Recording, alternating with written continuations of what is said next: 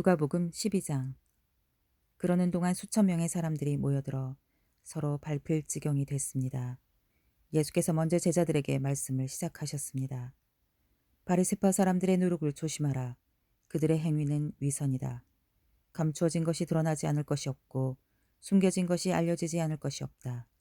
너희가 어둠 속에서 말한 것이 대낮에 들릴 것이고 골방에서 속삭인 것이 지붕 위에서 선포될 것이다. 내 친구들아, 너희에게 내가 말한다. 너희 몸은 죽일 수 있어도 그 후 더 이상 어떻게 할 수 없는 사람들을 두려워하지 말라. 너희가 두려워해야 할 분을 내가 보여주겠다. 몸을 죽인 후에 지옥에 던질 권세를 가진 그분을 두려워하라. 그렇다. 내가 너희에게 말한다. 그분을 두려워하라. 참새 5마리가 아사리온에 팔리지 않느냐. 그러나 하나님께서는 그중 참새 1마리까지도 잊지 않으신다. 하나님께서는 진정 너희 머리카락까지도 다 세시는 분이다. 두려워하지 말라. 너희는 많은 참새들보다 더 귀하다. 내가 너희에게 말한다. 누구든지 사람들 앞에서 나를 시인하면 인자도 하나님의 천사들 앞에서 그를 시인할 것이다. 그러나 사람들 앞에서 나를 부인하는 사람은 나도 하나님의 천사들 앞에서 그를 부인할 것이다. 누구든지 인자를 욕하는 사람은 용서받겠지만 성령을 모독하는 말을 한 사람은 용서받지 못한다. 회당이나 지도자들이나 권세 있는 자들 앞에 끌려가게 되더라도 스스로 어떻게 대답할까, 무슨 말을 할까 염려하지 말라. 성령께서 그때 내가 무슨 말을 해야 할지 가르쳐 주실 것이다. 사람들 중에서 어떤 사람이 예수께 말했습니다. 선생님, 제 형제에게 유산을 저와 나누라고 말씀해 주십시오. 예수께서 대답하셨습니다. 이 사람아, 누가 나를 너희 재판관이나 분배인으로 세웠느냐? 그러고는 사람들에게 말씀하셨습니다. 너희는 조심해서 모든 탐욕을 삼가라. 사람의 생명이 그 재산에 넉넉함에 있는 것이 아니다. 그러고 나서 그들에게 한 비유를 말씀하셨습니다. 한 부자가 수확이 잘 되는 땅을 가지고 있었는데 그가 혼자서 어떻게 할까? 내 곡식을 쌓아둘 곳이 없구나 하고 생각했다. 그리고 말했다. 이렇게 해야겠다. 지금 있는 창고를 부수고 더 크게 지어 내 모든 곡식과 물건을 거기에 쌓아두어야겠다. 그러고 나서 내 영혼에게 말하겠다. 영혼아, 여러 해 동안 쓸 물건을 많이 쌓아두었으니 편히 쉬고 먹고 마시고 즐겨라. 그러나 하나님께서 그에게 말씀하셨다. 이 어리석은 사람아, 오늘 밤 내 영혼을 내게서 찾을 것이다. 그러면 내가 나를 위하여 장만한 것들을 다 누가 갚게 되겠느냐. 자기를 위해 재물을 쌓아두면서도 하나님께 대해 부여하지 못한 사람은 이와 같다. 예수께서 제자들에게 말씀하셨습니다. 그러므로 내가 너희에게 말한다. 내 목숨을 위해 무엇을 먹을까? 내 몸을 위해 무엇을 입을까 걱정하지 말라. 목숨이 음식보다 중요하고 몸이 옷보다 중요한 것이다. 까마귀들을 생각해보라. 심지도 거두지도 않고 창고도 곳간도 없지만 하나님께서 그것들을 먹이신다. 그런데 너희는 새들보다 얼마나 더 귀하냐. 너희 중 누가 걱정한다고 해서 자기 목숨을 조금이라도 더 연장할 수 있겠느냐.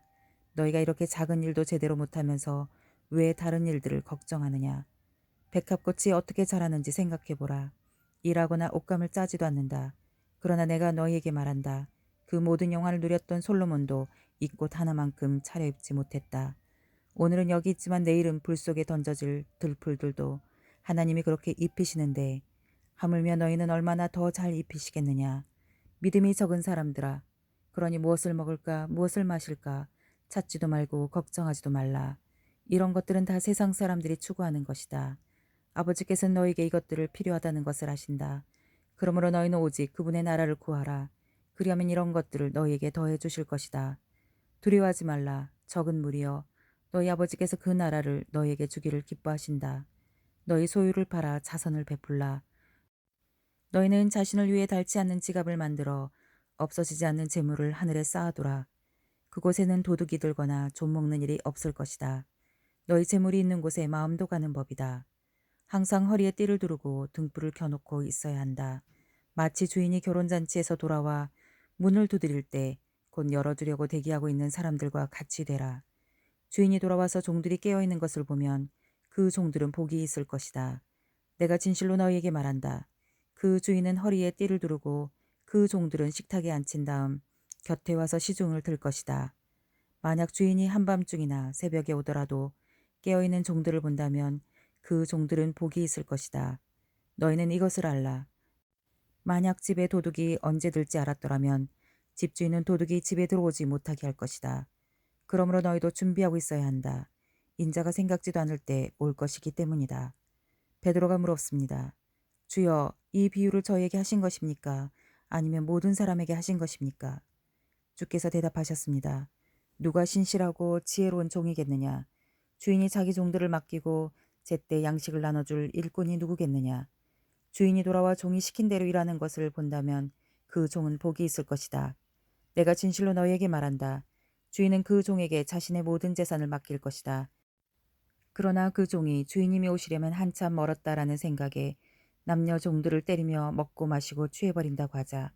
그 종의 주인은 종이 생각지도 못한 날 그가 알지 못하는 시각에 돌아와서 그를 몹시 때린 뒤 믿지 않는 자들과 함께 둘 것이다. 주인의 뜻을 알고도 준비하지 않거나 그 뜻대로 하지 않는 종은 매를 많이 맞을 것이다. 그러나 알지 못하고 매 맞을 일을 한 종은 적게 매를 맞을 것이다. 많이 받은 사람에게는 많은 것을 요구하시고 많은 일을 맡은 사람에게는 많은 것을 물으실 것이다. 내가 세상에 불을 지르러 왔는데 이미 그 불이 붙었으면 내가 무엇을 더 바라겠느냐. 그러나 나는 받아야 할 세례가 있다. 이 일이 이루어질 때까지 내가 얼마나 괴로움을 당할는지 모른다. 내가 세상에 평화를 주러 왔다고 생각하느냐. 내가 너에게 말한다. 아니다. 오히려 분열을 일으키러 왔다. 이제부터 한 집안에서 5 식구가 서로 갈라져 셋이 둘과 싸우고 둘이 셋과 싸울 것이다.